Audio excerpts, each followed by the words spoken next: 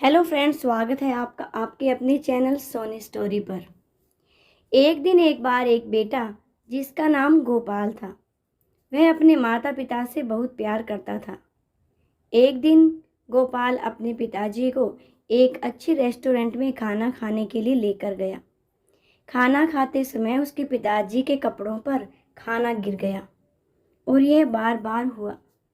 Restaurant में बैठे दूसरे लोग बड़ी घृणा के साथ उसकी तरफ देख रहे थे, लेकिन गोपाल शांत स्वभाव का था और वह बिल्कुल शांत रहा।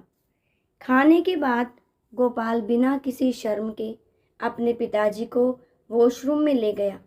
उनके कपड़े साफ किए, हाथ मुंह साफ किया, बाल ठीक किए, फिर अपने पिताजी को बाहर लेकर आया। सभी लोग खामोशी से उन्हें देख रहे थे। वहां बैठे युवा तरह तरह की बातें कर रहे थे। कोई कुछ कहता उसके बाप के बारे में, तो कोई कुछ कहता कि क्या ज़रूरत थी इसको अपने पिता को साथ में लाने की, जब खाना पीना ही नहीं आता इसके बाप को। गोपाल ने बिल का भुगतान किया और आदरपूर्वक पिताजी का हाथ पकड़कर जाने लगा।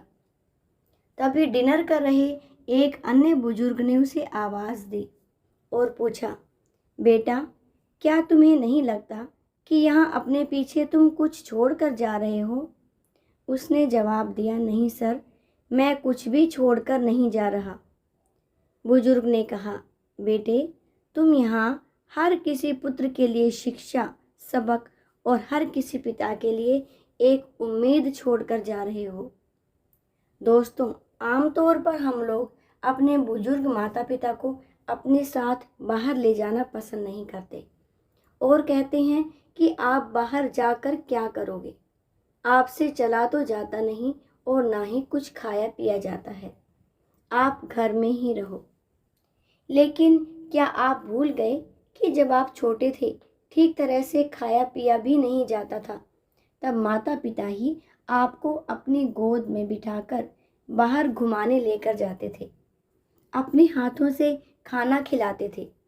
खाना गिर जाने पर या फिर कोई गलती हो जाने पर डांटते नहीं थे, बल्कि प्यार से समझाते थे। फिर वही माँ बाप बुढ़ापे में बोझ क्यों लगने लगते हैं?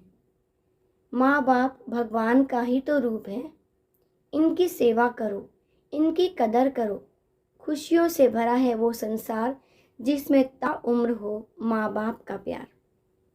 बेटे के सिर पर जब पिता का हाथ होता है, उसका हर लम्हा खुशहाल होता है, सबकी आंखों का तारा होता है। बेटा सिर्फ बेटा नहीं, पिता का सहारा होता है।